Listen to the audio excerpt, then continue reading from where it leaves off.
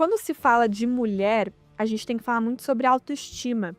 Porque, diferente do homem, a mulher parece que não vem com uma ajuda social para que ela tenha autoestima. O que as pessoas nos empurram é que a gente nunca é perfeito o suficiente, é que a gente nunca vai ser enough.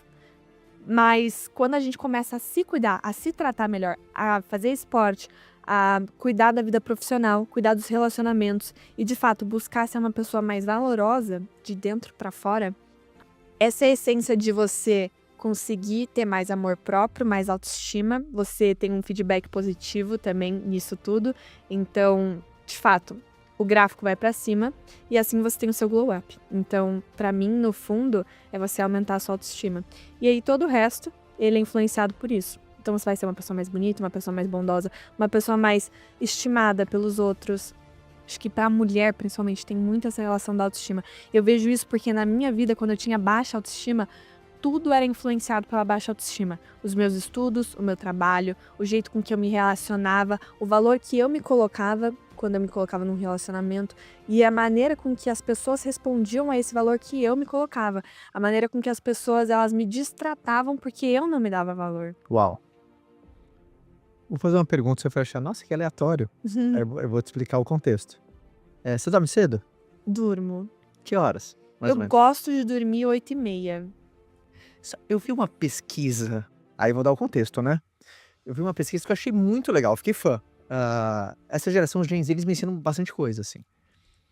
E eu vi uma pesquisa que é a geração que tá preferindo o dormir cedo, o acordar cedo, a fazer esportes ao ar livre. Você vê que, por exemplo, aí tava a pesquisa, né? O mercado de baladas, por exemplo, em São Paulo, e no mundo inteiro ele vem caindo, caindo, caindo. E eu sou aquele cara que eu vou dormir cedo também.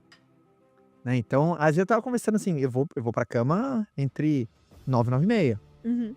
E aí eu tinha comentado com a Fabi, falei, nossa amor, a gente tá ficando velho, né? Também indo dormir 9 horas. Aí eu vi uma reportagem que essa geração mais nova, ela tá preferindo dormir mais cedo pra acordar mais cedo, uma geração mais diurna. Ou seja, você tá não ficando mais velho. Eu tô ficando mais novo. Esse é o ponto. Por que tá tendo essa virada? Por exemplo, na minha época de 18 anos, a galera queria ir pra balada, era quarta-feira, já começava a galera a aquecer os motores. Era quinta, sexta, sábado, domingo era até 6 da tarde, segunda o pessoal vegetando. E essa geração, isso é uma coisa que me encanta, assim, uau, cara. Então quando eu vi essa reportagem, foi justamente isso que eu comentei, olha amor, a gente tá ficando mais jovem. Eu acho que vem de... Por exemplo, você já teve essa fase, né?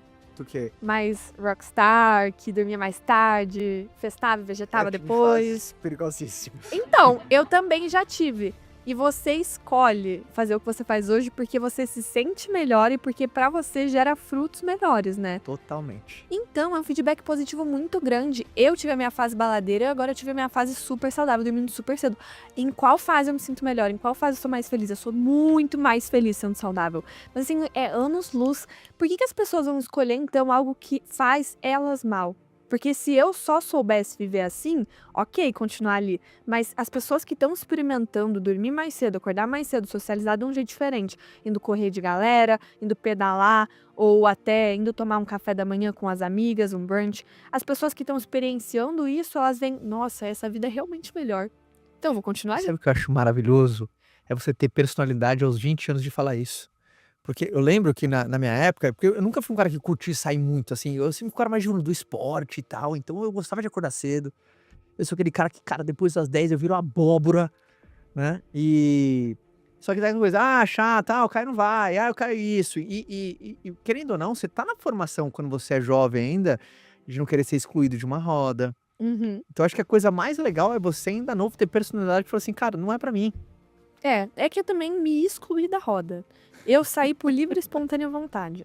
Naquela época, eu falei, minha roda tá muito ruim pra mim, não vai tá tendo, vou ficar sozinha um tempo. E aí, foram surgindo novas influências, novas rodas, fui descobrindo novos lugares. E assim, podem não ser super badalados, podem não ser aquele lugar onde você vai ser mais comentada, mas é o lugar onde eu me sinto mais feliz. E eu vejo que muita gente é feliz também. O pessoal da plateia, provavelmente. Eu vi várias meninas corredoras ali, que são minhas amigas que eu encontro 5 horas da manhã na lagoa correndo, ou em corrida de rua. Pessoal que realmente acorda cedo, vive o esporte. Eu vejo que elas são felizes também. Então, a partir do momento que foram surgindo influências que mostram também que isso é possível, que é possível você não fazer parte daquela bolha da balada, que é possível você ser feliz, de fato, vivendo de uma maneira diferente, onde você pode não ter aquele sentimento de pertencer à roda que você tá hoje. Porque é um sentimento intrínseco ao ser humano, o pertencer. A gente precisa estar numa bolha.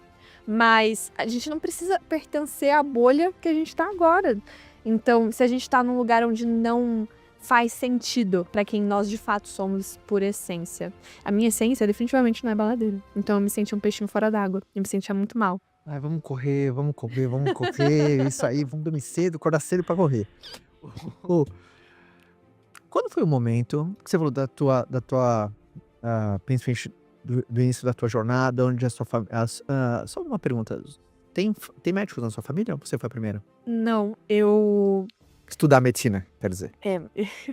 o meu pai, ele trabalha como representante comercial de uma empresa de oftalmologia. Então, ele entra em muito centro cirúrgico para dar curso sobre as máquinas que ele vende. Sim. Então, ele trabalha na área de oftalmologia.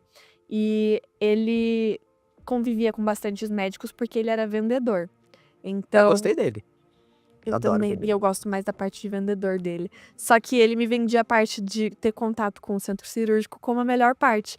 Subconscientemente, eu gostava muito mais dele vendedor, dele comercial, dele ligando. Eu via ele no carro, assim, e viajava grandes distâncias pra ver médicos, pra levar máquina. E eu via ele sempre no carro vendendo. E não sei o quê, nananã. E é tão legal esse processo de venda. Eu ficava fascinada quando criança. Mas ele me vendia assim: os meus amigos médicos ganham muito bem, muito melhor que eu. Você precisa seguir nisso. Você vai ser um sucesso. Você é inteligente, você consegue. Basta você se esforçar.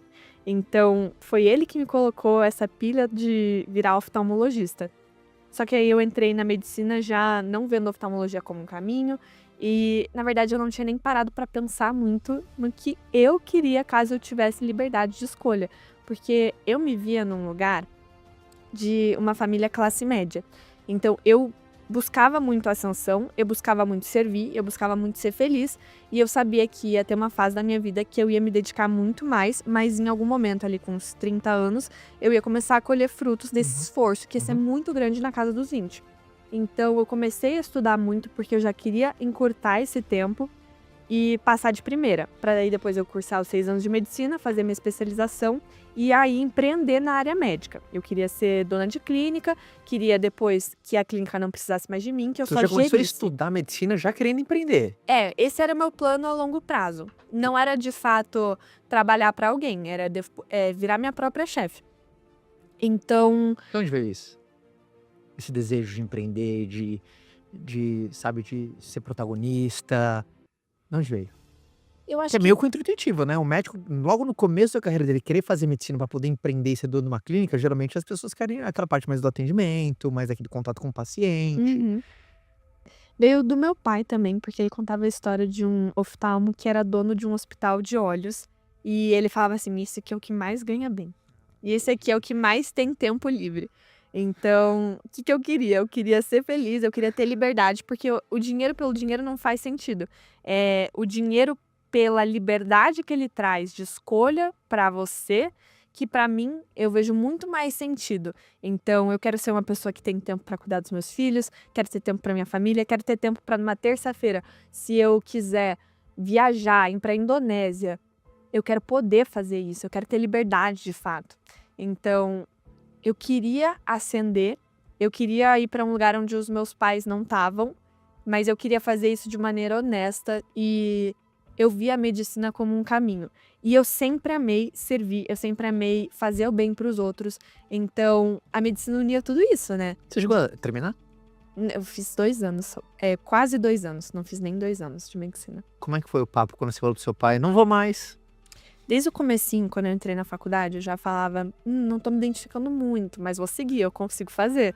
Aí eu chegava pro meu pai e meu pai era mais tranquilo. Ele, filha, dá uma pensada aí. A minha mãe era, isso aí é coisa de jovem, vai tocando. Minha mãe sempre foi mais rígida.